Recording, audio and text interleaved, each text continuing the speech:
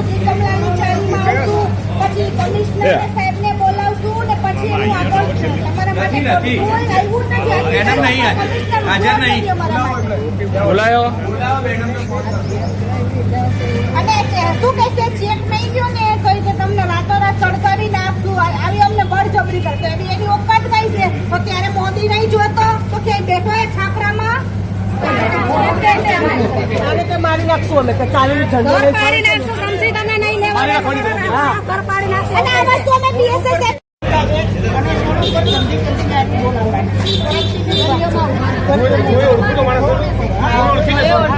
બધી બહેનો ગાળો બોલે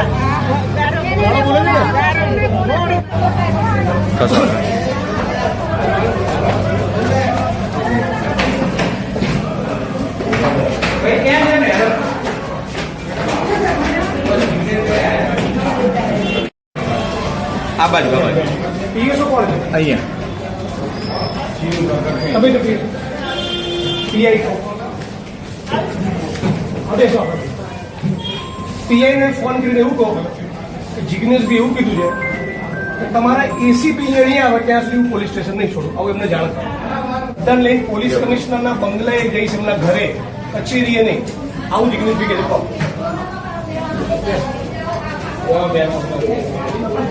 તમારે કોઈ ભાઈઓની પણ રાહ જોવાની નહીં, તમારે સીધું પોલીસ સ્ટેશન આવી જવાનું. અને જે ગાળ કોણ કરી તમે ફરિયાદ લખાવો. પોલીસ સ્ટેશનમાં એવો શબ્દ વપરાય છે કે આ તમારી ત્યાંની મેટર છે.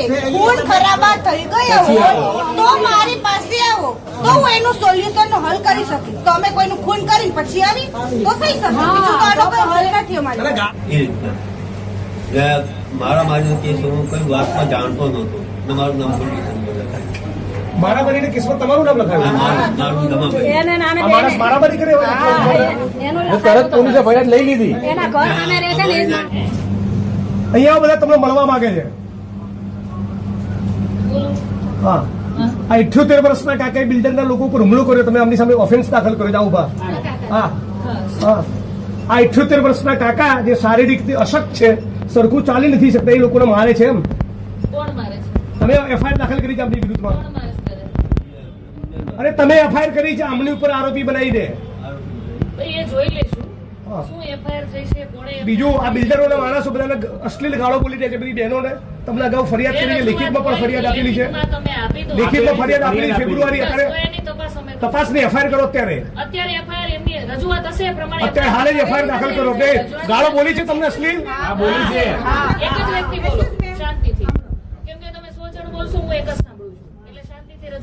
બીજું તમારા કોચરબના ઠાકોરવાસમાં દેશી દારૂનો અડ્ડો ચાલે છે.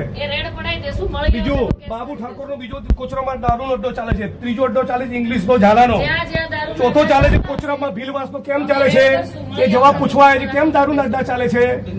તમે 78 વર્ષના વડીલ ઉપર ઓફેન્સ દાખલ કરો છો તો આ બધા બુટલેગર ઉપર ઓફેન્સ દાખલ કરો. હે પછી ખુલ્લા અડ્ડા ચાલે છે ને? ચાલે છે બધા. હા, પછી વિશાલ મહેતાનો અડ્ડો ચાલે છે. કેમ અડ્ડા ચાલે છે? જવાબ આપો. આજે અત્યારે બધું બંધ કરાવો. કોણ છે એનો વહીવટદાર? કોઈ વહીવટદાર નથી. આ તો એમને દારૂના અડ્ડા ચાલે છે. એમને દારૂના અડ્ડા ચાલે છે. લખો, બધી રજૂઆત એફઆઈઆર કરો. એક મિનિટ, બીજી રજૂઆત કરો. તમે ડિસ્મિસ કરવા માંગો છો? પહેલા 1 મિનિટ, આ બાબતનો જવાબ આપો. આ વડીલની ઉપર લેખિતમાં અરજી આપેલી છે. લેખિત ફરિયાદ તમે આપી દો. રજૂઆત એફઆઈઆર દાખલ કરો. જ્યાં દારૂ વેચાતો છે ત્યાં મળી આવશે તો કેસ કરશું. બિલ્ડરના મળે સુધી કોઈ ફરિયાદ થઈ નથી. કાલ સવારે મને ફરિયાદ નહીં જોઈએ.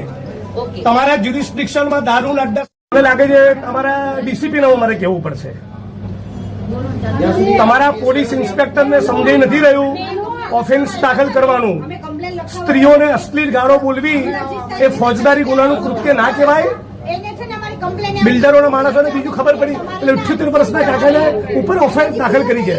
તમે જે એમનો ગુનો દાખલ કરવાની જો સૂચના ન આપી હોય અને 20 દારૂના અડ્ડાનું લિસ્ટ હું જાહેર કરવાનો છું.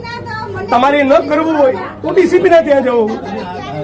અને મને ના પાડી દો તો હાલ ફોન મૂકીને ડીસીપી ને કહું. કે ભાઈ મારે ફરિયાદ કરવી છે. ના ના અત્યારે હાલ તમે પેલા પાલડી પીએની પાલડી પીએને તમે સૂચના આપો. 5 ફેબ્રુઆરીથી ફરિયાદ આપી છે, એફઆઈઆર કરે એમાં. હું એફઆઈઆર ની કોપી લઈને પછી જઈશ. તમે એમને આદેશ કરો, તમારાથી ન થઈ શકે તો મને પ્રેમથી ના પાડો તો સીપી ના ઘેર જવું, ઓફિસ નહીં જવું, ઘરે જઈશ. નીકળજો. અને બેન આપણને એકદમ વિનંતી અને શિસ્ત ભાષામાં કહું છું, આવતીકાલ સાંજનો સૂર્ય અસ્ત થાય ત્યાં સુધી તમારા જ્યુરિસ્ડિક્શનમાં દારૂ જુગારની એક વસ્તુ મનાઈ બધાની વચ્ચે કહું છું 4 તારીખે 11 વાગે ડીસીપી જોન સાથની કચેરીએ તમારા સસ્પેન્શનની માગણી લઈ જઈશ. હું કહું એટલે કરવું જ. Take it seriously. અને કોઈ પણ માણસ તમારો સ્ટાફ ઊંચા અવાજમાં બિલકુલ વાત ના કરે. કેમ જિગ્નેશભાઈ આવ્યા હતા, કોઈ ટણી બની ના જોઈએ. ઓકે દાદા આવી ગયા.